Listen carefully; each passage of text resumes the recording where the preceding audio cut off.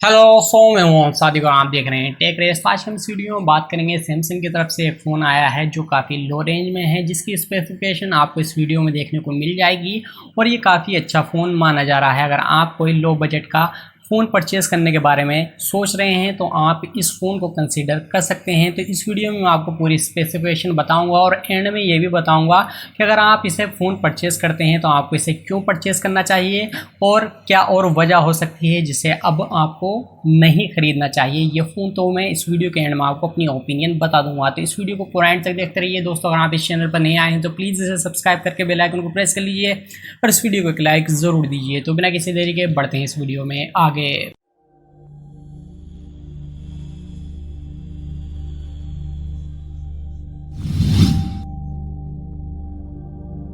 दोस्तों Samsung Galaxy M01 code जो है वो लॉन्च हो चुका है। इसके रिलीज़ डेट जो थी वो है 27 जुलाई सन 2020। और अगर इसकी स्पेसिफिकेशन की बात की जाए तो सबसे पहले जो बात होती है वो होती है इसकी प्रोसेसर की। तो इसके अंदर जो प्रोसेसर लगा हुआ है वो MediaTek का MT6739 प्रोसेसर है। अगर इसकी टाइप बात करी जाए कि ये किस टाइप का है तो ये क्वाड कोर CPU है। इसका मतलब जो प्रोसेसर है 1.5 गीगाहर्ट्ज़ का इसका क्लॉक स्पीड है। अगर बात करें डिस्प्ले की तो डिस्प्ले में आपको जो इसकी डिस्प्ले है वो 13.48 सेंटीमीटर की है, यानी 5.3 इंच की TFT LCD डिस्प्ले लगी हुई है जो HD प्लस है। अगर इसके रेजोल्यूशन की बात करी जाए डिस्प्ले की तो यहाँ पर आपको 1480x720 की डिस्प्ले मिलती है, जिसके अंदर आपको 16 मिलियन कलर मिलते हैं। अगर बात करें इसकी कैमरे की तो कैमरा इसका अंदर जो रियर कैमरा है वो 8 मेगापिक्सल का है। अगर उसकी अपेचर की बात की जाए तो f2.2 है। तो यहाँ पर आपको ऑटो फोकस का सिस्टम मिल जाता है और इसमें ऑप्टिकल इमेज स्टेबलाइजेशन नहीं होता है, यानी अगर आप वीडियो चलते हुए बनाते हैं या फिर खींचते हैं तो जो शेकी फ़ोटो आती है, शेकी आप ये वीडियो आती है तो वो नहीं मिल पाएगा। इसके अलावा इसमें 4x का जूम है। अगर बात करें फ्रंट कैमरे की तो फ्रंट कैमरा जो है आपको 5 मेगापिक्सल का है और इसकी अपेचर की बात करें तो इसका अपेचर जो है f2.4 है और इसके जो फ्रंट कैमरा है उसके अंदर ऑटो फोकस नहीं मिलता है, जबकि आपको रियर कैमरे में देखने को मिल जाता है। रियर कैमरे के साथ में इसमें आपको फ्लैश मिलती है, फ्रंट में आपको इसमें फ्लैश नहीं मिलती है। अगर इसकी वीडियो रिकॉर्डिंग की बात की जाए तो वो फुल HD यानी 1920x1080 पिक्सल में जो HD का रेजोल्यूशन होता है वो होता है। इसके साथ ही 30 FPS पे आप इसमें वीडियो रिकॉर्ड कर पाएंगे। अगर बात करें इसकी मेमोरी की तो इसके अंदर आपको दो अलग अलग तरह के वेरिएंट देखने को मिलते हैं। तो एक इसके अंदर 1 GB रैम है और दूसरा है इसके अंदर 2 GB रैम। इसके अलावा अगर इसके बात की जाए कि इसमें जो स्टोरेज कैपेसिटी वो कितनी मिलती है, उसके अंदर आपको 16 GB की मिल जाएगी और 32 GB की मिल जाएगी। अगर बात करें जो इसकी स्पेस होता है जिसे आप यूज़ करते हैं इंटरनल की तो वो आपको 10.6 GB की मेमोरी है, जिसे आप स्टोरेज के काम में ले सकते हैं और माइक्रो SD कार्ड के थ्रू इसे आप 512 GB तक बढ़ा सकते हैं। अगर बात करें नेटवर्क की तो यहाँ पर आपको 4G का सपोर्ट मिल जाता है।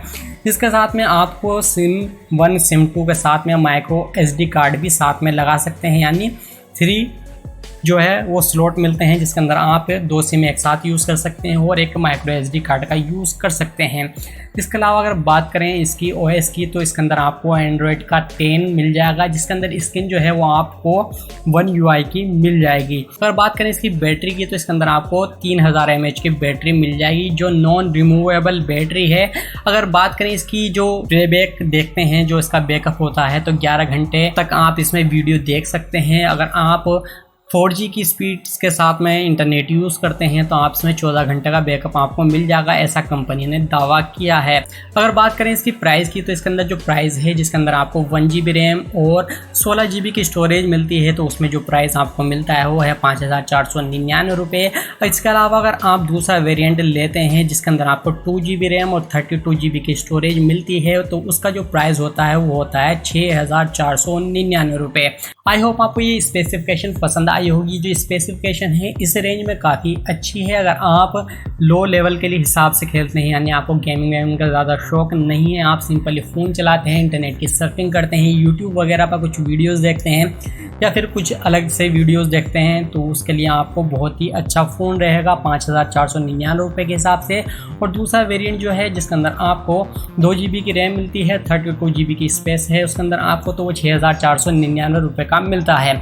अगर आप लो लेवल के हिसाब से अगर आपको सिंपली फ़ोन चलाना है, इंटरनेट सर्फिंग करनी है, इसके अलावा अगर ज़्यादा कुछ नहीं करना है, उसके लिए ये फ़ोन बहुत ही बेहतर रहेगा। अगर आप एक्सपेक्ट कर रहे हैं कि आप इसके अंदर कोई गेम चला कर देखें, जैसे पबजी वगैरह या इस तरह के कोई हैवी गेम चलाना चाहते हैं या फिर कुछ और ज़्यादा लोड वाला काम करना चाहते हैं, तो वो आपके लिए ठीक नहीं रहेगा। अगर आप ज़्यादा लोड के साथ जाते हैं तो फिर आपको 2-3 हज़ार रुपये और बढ़ाने होंगे, यानी 8 या 9 हज़ार रुपये की रेंज में आपको एक गेमिंग फ़ोन मिलेगा। लेकिन अगर आपका लो लेवल का बजट है और आपके काम भी ज़्यादा नहीं है, यानी सिंपल काम करते हैं, नेट सर्फिंग वगैरह ये आम है आज के वक्त में, और जो वीडियो वगैरह देखते हैं, म्यूज़िक सुनते हैं, तो उसके लिए बहुत ही अच्छा फ़ोन रहेगा। आई होप आपको ये वीडियो भी पसंद आई होगी, और पसंद आई है तो प्लीज़ इसे लाइक कीजिए, अपने दोस्तों के साथ शेयर कीजिए। अगर आप इस चैनल पर नए आए हैं तो प्लीज़ इसे सब्सक्राइब करके बेल आइकन को प्रेस कर लीजिए, और मिलता हूँ आपसे अगली वीडियो में। Thank you.